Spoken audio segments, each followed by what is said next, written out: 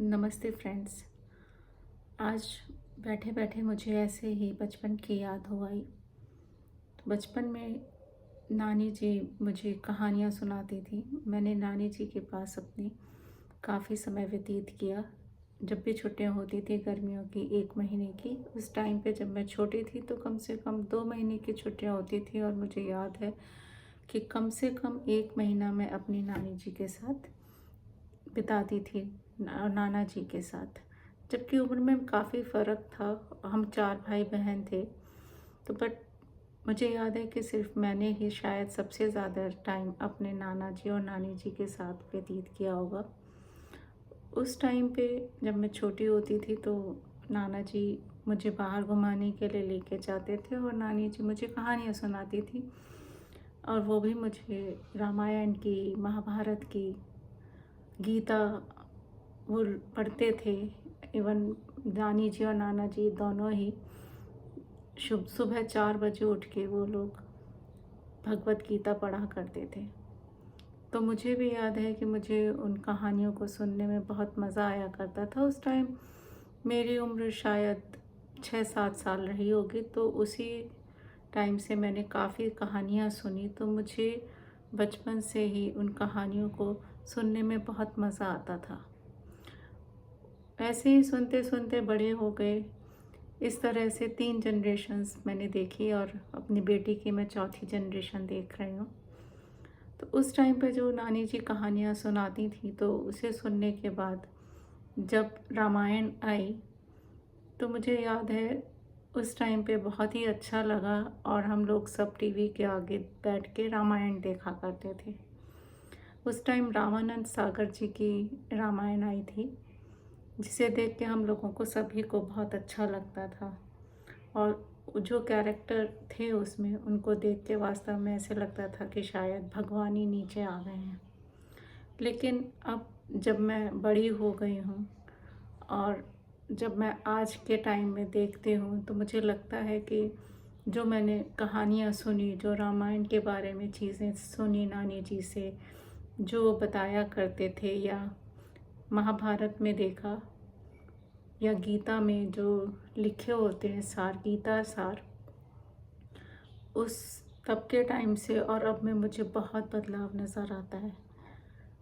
बदलाव ऐसे कि आजकल हमारे हिंदू धर्म को लेके, एक तो भगवा रंग को लेके बहुत ऐसे किया जाता है कि सभी लोग भगवा रंग पहनते हैं। लेकिन अगर आप देखें तो भगवा रंग भगवान श्री राम ने तब पहना जब वो वनवास के लिए गए। और अगर आप नोटिस करेंगे तो भगवा रंग कभी भी किसी राजा ने किसी भी जगह, या इवन भगवान रामचंद्र जी ने भी जब वो वनवास से लौट आए तो उन्होंने भगवा रंग नहीं पहना।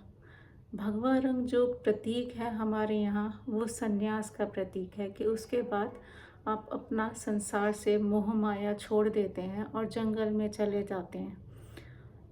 जो गुरु होते थे, जितने भी गुरु हुए हैं, आप उन्हें हमारे धर्म में भगवा रंग में देखेंगे। किसी भी जो वैवाहिक जीवन को व्यतीत कर रहे हैं, या जो बच्चे हैं, या बच्चे जो गुरुकुल जाते थे, वो उस तरह के वस्त्र धारण करते थे।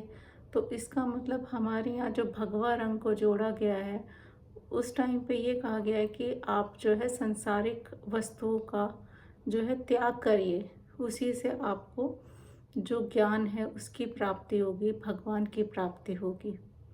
लेकिन आज के समय में जब मैं भगवा रंग को देखती हूँ और उसको ऐसे देखती हूँ, तो मुझे समझ में नहीं आता है कि सही क्या है। हो सकता है कि मैं गलत भी हूँ, लेकिन मेरे अगर मैं पढ़ूँ, या अगर आप भी भगवा रंग के बारे में पढ़ेंगे इंटरनेट पे, तो आपको लगेगा कि भगवा रंग जो हमारे यहाँ जोड़ा गया है, वो संन्यास से जोड़ा गया है। वो सांसारिक मोह जब आप छोड़ के जाते हैं, उस टाइम पे भगवा रंग को पहनने के लिए बताया गया है। अगर आप श्री कृष्ण जी को भी देखें तो उन्होंने भी कभी भगवा रंग नहीं पहना। अगर आप राम महाभारत में देखें तो किसी भी राजा ने, भीष्म पिताजी ने भी सफ़ेद रंग को पहना है। और सफ़ेद रंग को भी हमारे यहाँ इसलिए महत्व दिया गया है कि अगर आप माँ सरस्वती को देखें तो उन्हें सफ़ेद वस्त्र में दिखाया जाता है। उन्हें जो फ़ोटो होती है उनके सफ़ेद वस्त्र में होती है। इसी तरह जो हमारे यहाँ अगर आप नोटिस करेंगे कि जब बच्चों की यूनिफ़ॉर्म होती है तो उनकी जो शर्ट होती है वो सफ़ेद रंग की होती है। सफ़ेद रंग जो है वो मेडिटेशन के लिए बताया गया है। उसे पहनते जब हैं तो आपको मन में शांति मिलती है, आपको अपना ध्यान केंद्रित करने में आपको मदद मिलती है। इसलिए बच्चों की यूनिफ़ॉर्म में सफ़ेद रंग लाया गया। तो जैसे हम कबूतर भी उड़ाते हैं तो सफ़ेद कबूतर इसीलिए उड़ाते हैं क्योंकि वो शांति का प्रतीक है। तो इस तरह से जब मैं देखती हूँ तो मुझे लगता है कि बचपन से और अब तक काफ़ी बदलाव आ गया है। तो ये बदलाव का रीज़न मुझे समझ नहीं आता है। अपने धर्म में मुझे ये समझ नहीं आता है कि क्या सही है या क्या गलत है। अगर हम बात करें आजकल के टाइम की, तो जो गुरु लोग हैं वो कोई भी अपने उपनिषद के बारे में बात नहीं करता है। अगर आप उपनिषद या अपने वेदों को पढ़ें तो आपको लगेगा कि उसमें जो अग्नि है, वायु है, धरती है, जल है, नभ है, आकाश है, जो 5 तत्व हमारे बताए गए हैं उनको पूजा गया है। जो मेरी नानी जी थी वो जो है उसको मूर्ति पूजा को नहीं मानती थी, तो वो यज्ञ करती थी। और अगर आप भी ध्यान करें तो भगवान रामचंद्र जी ने भी जब वो जा रहे थे वो लंका जी के लिए युद्ध करने के लिए, तो उन्होंने शिवलिंग की पूजा करी। हमारे यहाँ जो है जो ये मूर्ति पूजा का विधान काफ़ी देर से शुरू हुआ है। तो ये नहीं है कि मैं कोई बहुत बड़ी विद्वान हूँ या मैंने बहुत सारा ज्ञान प्राप्त कर रखा है इसलिए मैं कह रही हूँ। मुझे शायद कुछ भी अधिकार नहीं है, बट लेकिन मैं यह चाहूँगी कि किसी भी चीज़ को मानने से पहले आप उसके पीछे का तथ्य जानें, उसके पीछे की जो बातें हैं कि कोई चीज़ है तो वो किस वजह से है, उसका कारण जानने की कोशिश करें। बिना कारण जाने ऐसे ही किसी चीज़ को मान लेना गलत है। आप पूजा करिए, मेरे ख्याल से पूजा आपका बहुत ही व्यक्तिगत निर्णय है। पूजा आप जो है अपने मन की शांति के लिए करते हैं, पूजा आप अपने परिवार की भलाई के लिए करते हैं, तो उस तरह से पूजा को लेना चाहिए। अपने जो है धर्म को जो है सही तरीके से पालन करना चाहिए, क्योंकि मैंने अपने धर्म में यही सीखा, जो मैंने नानी जी से सीखा, जो मैंने अपनी मम्मी से सीखा। त्योहार जैसे मनाए बचपन में तो एक खुशी होती थी कि चलिए आज त्योहार है तो आस पड़ोस में मिलके हमेशा मनाया, कभी मन में कोई भेदभाव नहीं आया।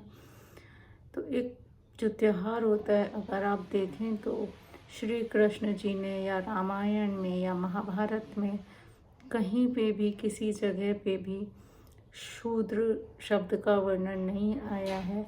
अगर वो आया भी है तो वो तुलसीदास जी के शायद रामायण में आया हुआ है। तो अगर आप देखें असली रामायण वाल्मीकि जी की ने लिखी है। तुलसीदास जी की जो रामायण है वो रामचरितमानस है, जिसमें कि रामचंद्र जी के चरित्र का वर्णन किया गया है। पूरी रामायण वाल्मीकि जी की लिखी हुई है।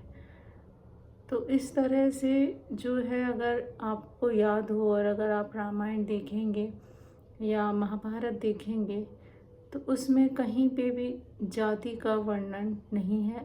इवन गीता में भी आप देखेंगे तो जो हमारा समाज है वो कर्म के आधार पे बांटा गया है कि जो जो कर्म कर रहा है उसको वही नाम दिया गया है। तो आप कर्म बदल के अपना जाति बदल सकते हैं, उसको फिक्स नहीं किया गया है कि भाई अब तो आप यही बन गए हैं। तो जो आप धर्म का पालन करें तो उसको जानने के बाद, उसको समझने के बाद सही तरीके से करें, उसकी अच्छी चीज़ों को लें, गलत चीज़ों को नहीं लें, क्योंकि हर धर्म में कुछ अच्छा और कुछ बुरा ज़रूर है। ऐसा नहीं है कि नहीं है, लेकिन समय के साथ सब चीज़ें बदलती हैं, धर्म में भी परिवर्तन आता है। समाज में भी परिवर्तन आता है, लोगों में भी परिवर्तन आता है। तो मेरे ख्याल से हमें अपने धर्म को अच्छे से समझना चाहिए और उसी तरह से फॉलो करना चाहिए और सबके लिए एक अच्छा एग्ज़ाम्पल सेट करना चाहिए। यही मैं कहना चाहूँगी। बाकी तो सबकी अपनी अपनी मर्ज़ी है, जिस तरह से पूजा करना चाहें वो कर सकते हैं। एक स्वतंत्र देश है, लेकिन यही है कि जब आप एग्ज़ाम्पल सेट करते हैं तो ऐसा एग्ज़ाम्पल करें कि दूसरे लोग उसको फॉलो करें, आपको अच्छा समझें, आपके लिए भी अच्छा है। क्योंकि देखिए, गीता में कहा है जैसा कर्म करोगे भगवान वैसा ही फल देगा। तो आप आज अच्छा करोगे तो कल आपको अच्छा मिलेगा, आपके बच्चों को अच्छा मिलेगा। और बाकी फिर नहीं तो कहा जाता है कि हमने तो ऐसा कुछ गलत नहीं किया, पता नहीं भगवान हमें किस चीज़ का ये रिज़ल्ट दे रहा है। तो किसी की आत्मा को नहीं दिखाएं। जैसे कि गीता में कहा है कि हर आत्मा में भगवान है, श्री कृष्ण है, आत्मा ही श्री कृष्ण है। तो अगर आप किसी की आत्मा को दिखाएंगे तो ये समझिए कि आप अपने भगवान को दिखा रहे हैं। गीता में तो ये भी कहा है कि अगर आप में अपनी आत्मा को भी दुखाते हैं तो उसका मतलब है आप भगवान को दुख दे रहे हैं, तो अपनी आत्मा को भी कष्ट नहीं दें। लेकिन अपने आप को सुख देने के लिए दूसरों को कष्ट नहीं दें। यही मैं कहना चाहूँगी। अगर आपको अच्छा लगे तो लाइक, शेयर, कमेंट ज़रूर करें। Thank you. नमस्ते।